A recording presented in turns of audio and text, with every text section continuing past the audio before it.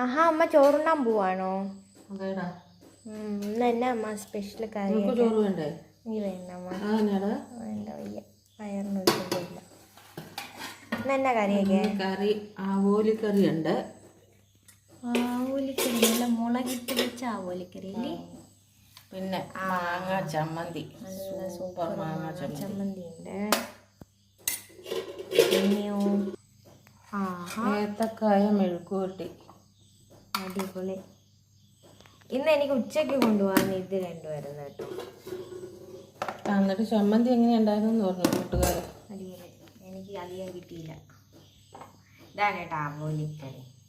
Special എന്തോ ഉണ്ട്. കുരുമുളക്, പച്ചക്കുരുമുളക് അരച്ച മീൻ വറുത്തത്. ഇതെന്ത് മീനാ? ഇത് പറ്റ. ഞാൻ കഴിക്കട്ടെ. നല്ല ചൂടാ. ചോറ്